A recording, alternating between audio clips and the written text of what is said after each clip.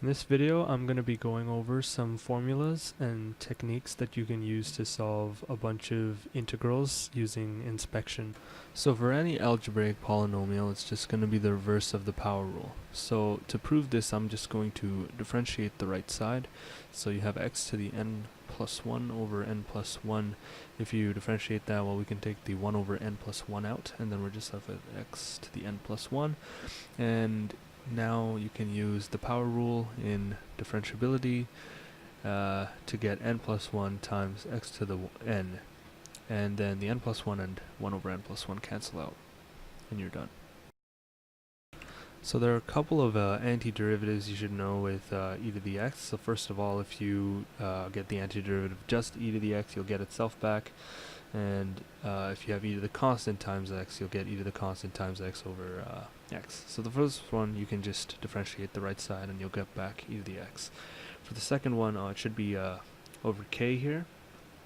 So if you differentiate the right side, e to the k x over k, you'll just get e to the, or you can pull out the 1 over k, and then you'll get e to the kx and the times k, and those k's will just cancel out, and you're just left with e to the kx.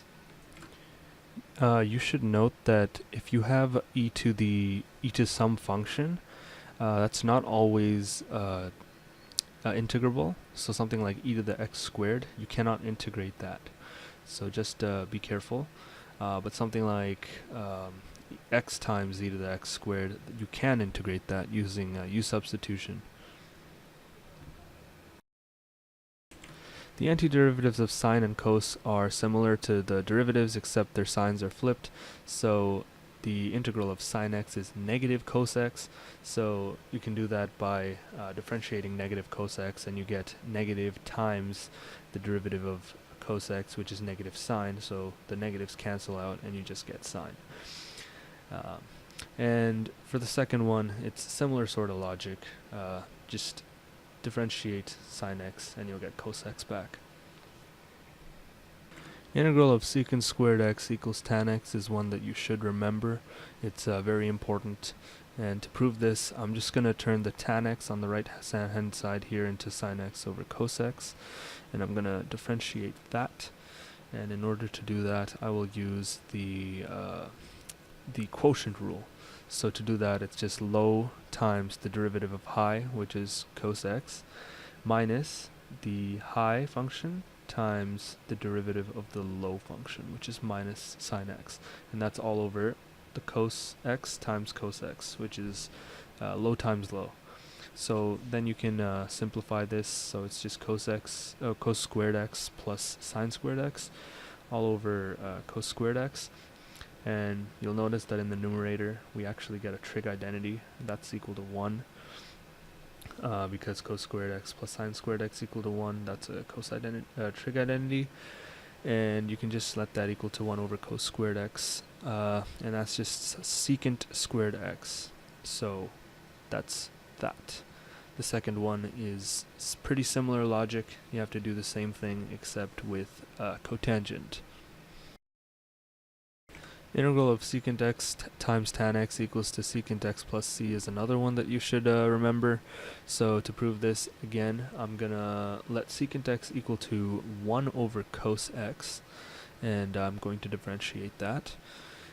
It's going to involve, you can use the quotient rule again, so it's going to be low times the derivative of high, which is 0, minus 1 times the derivative of low, which is minus sine, and that's over low times low. And you can simplify this, so it just ends up being sine over cos squared x, and you can split this up into sine x over cos x times 1 over cos x, just to make it more clear. Sine x over cos x is tan, and 1 over cos x is secant, so you get what we are looking for. And again, be a similar logic, you just have to use cosecant x. So the integral of tan x equaling to negative ln absolute value cos x is another one that you should remember. And to prove this, I'll just take the right hand side and differentiate that. So negative ln cos x plus c. If we differentiate that, it's going to be 1 over, or we take out the negative 1 first, and then we get 1 over cos x times the derivative of what's inside, which is negative sine x, and that just becomes negative sine x over negative cos x, and that's just equal to tan. And b is pretty similar, so we're going to take ln of sine x, should be absolute value, and it's just going to be 1 over sine x times cos x, and that's just equal to, if you remember, cos x over sine x is just the opposite of sine x over cos x, so that's just cotangent x. Now you might see the first integral written as ln secant x, and that is the same thing as negative ln cos x. The reason why is because if you remember your logarithm laws, the power law of logarithms, where if you have negative, or if you have a constant on the outside, you can put that back into the argument. So you get cos to the negative 1, and cos to the negative 1 is just 1 over cos, which is secant. So that's oftentimes how it's written. The integral of secant x equaling to ln absolute value secant x plus tan x is another one that you should memorize. It will really help you out when you're doing integration by parts. So to show this, I'm just going to again differentiate the right side. Ln secant x plus tan x absolute value, and that's going to equal 1 over secant x plus tan x times the derivative of secant x plus tan x. So that's going to be secant x times tan x plus, actually I'm going to erase this and write it clearly here. So secant x plus tan x, secant squared plus, or secant squared x, and then you can factor out the secant x from the numerator, so you're just left with tan x plus secant x left in the bracket, and then you can cancel out the numerator with the denominator, and you're left with secant x, and you've proven it. And b is similar logic. Now I'm going to go over some antiderivatives that involve ln. So if you have the integral of 1 over kx, that's just going to equal to ln kx over k. So to show this, I'm going to differentiate the right side. So you have ln kx over k. You can take out the 1 over k and differentiate ln kx. It's just going to be 1 over kx times k, and the k's cancel out, and what do you get? You get the integral. So for the second example, a over kx plus b equaling to a ln kx plus b over k, I'm going to take out, or I'm going to differentiate the right side. I'm going to take out the a, and actually I'm going to take out the a over k, and I'm going to differentiate what's on the right side. So it's just 1 over kx plus b times k, and the k's cancel out, so you're just left with a over kx plus b. Again, exactly what we get. So for this one, I'm gonna show some examples. So let's say we have something like 1 over 4x dx. The integral of that would just be ln absolute value 4x over 4 plus c. And to show the case, the second equation, let's say you have something like 7 over 5x plus 2 dx. That's just going to be ln, or 7 times ln 5x plus 2 all over 5. So let's say you have a function of a constant times x over a constant plus constant times x squared. You can actually integrate this by inspection and get what's on the right side. So to show this, again, I'm going to integrate the right side. So we can pull out the constants a over 2c, and you can integrate what's inside the ln.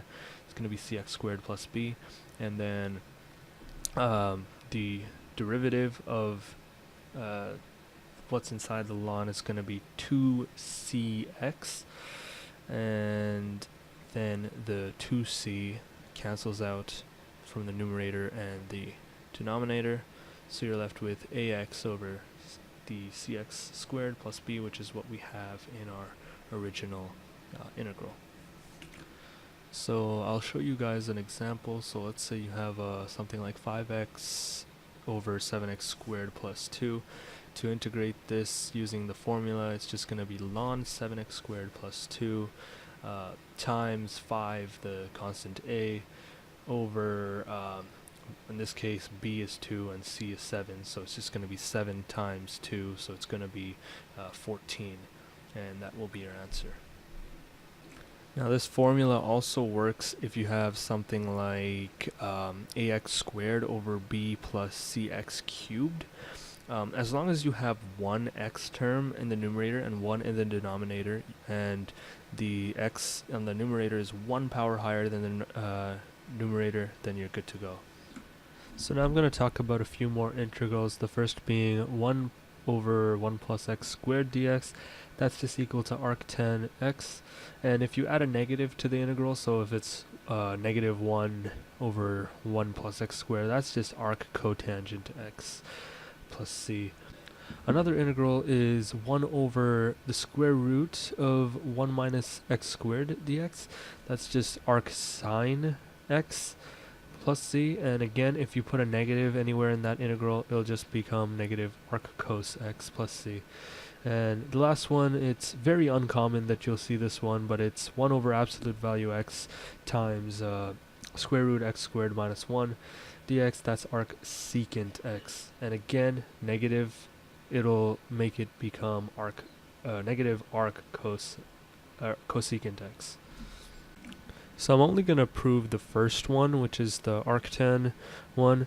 So in order to do this, recall that if you have some function equaling to arctan x, like if you have y equals arctan x, then it's just the same thing as tan of y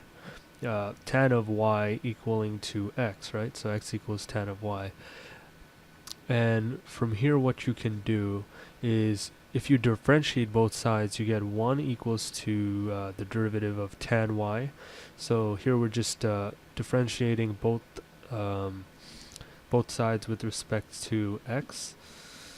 And if we do that, on the right side, we will get secant squared y times the derivative of y. And then you can isolate for the derivative of y. So you can make it 1 over secant squared y equals to y prime. And y prime, remember, is just the derivative of arctan, because we let y equal to arctan x. So from here, what we can do is we can draw a triangle to represent arctan x. So arctan x means the opposite over adjacent is x over 1. So if we draw a triangle, have the opposite there and the adjacent there, it's just going to be x over 1, and the hypotenuse is going to be x squared plus 1 squared and the square root of that. So it's just that. And then secant is just hypotenuse over adjacent, so it's going to be x squared plus 1 over the adjacent, which is 1. So we can plug that back into the original formula. So it's going to be x squared plus 1 square root squared. And the square root and square cancels out, so we get 1 over x squared plus 1, which is what we were looking for. Now, here's a cool little formula you could use if you have something to the form a over b squared plus c squared times x squared, and b squared and c squared and a they're just all constants, so you'll get the integral on the right side. So for this, I'll just show an example. Like, let's say we have 5 over 6 plus 4x squared dx.